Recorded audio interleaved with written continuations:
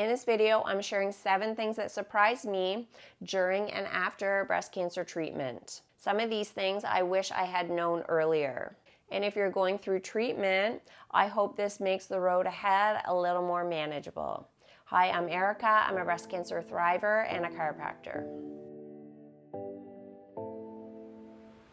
The first thing that surprised me happened right away when I was diagnosed. I felt the need to reassure everyone else. When I told people about my diagnosis, I didn't really realize I would be the one ending up comforting them. And it was pretty instinctive.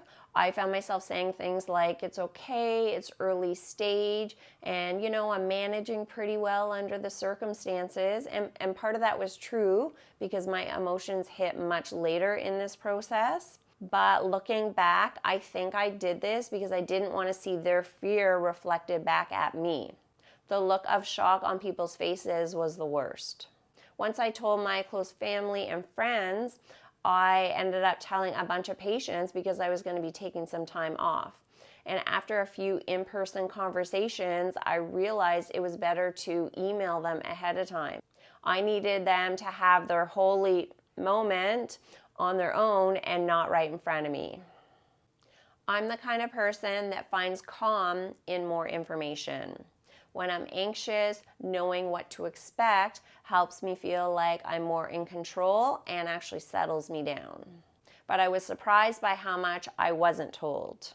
I wanted to know exactly what my reconstruction was going to look like. First with tissue expanders after the mastectomy, and then after my exchange surgery with implants.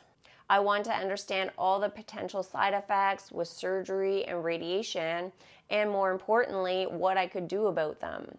Because I'm so active, I wanted to know what movements were off limit with exercise and how soon I could return to my very physical job as a chiropractor.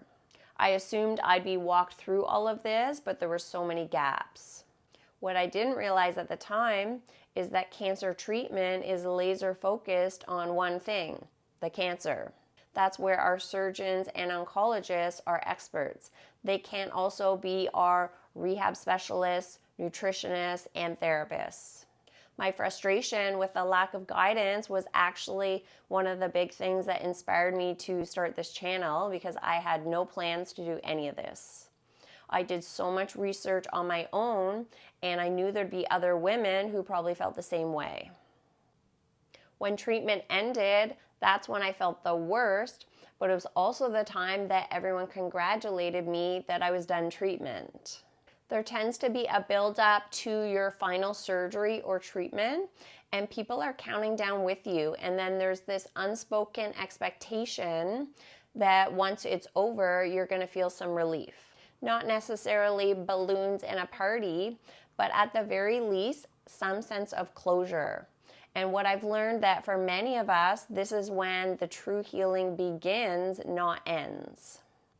This ties in with the last point. During treatment, you're busy, you're in appointments, you're managing side effects, and it's really just one foot in front of the other. And it feels like you're in survival mode. Everything is just very task focused. But after treatment ends, suddenly there's space. That's when the grief, fear, and long-term side effects really settle in. It's also the time that people around you assume that you're back to normal. But survivorship is its own phase with its own challenges and not always the relief you expect. This is still a work in progress for me. If this has been helpful to you so far, give it a like so more women can find these videos. After treatment, there's this lingering feeling where I don't feel completely settled. This isn't just 6 months after treatment, it's been a few years for me. And it's just this low level of uncertainty about the future that wasn't there before.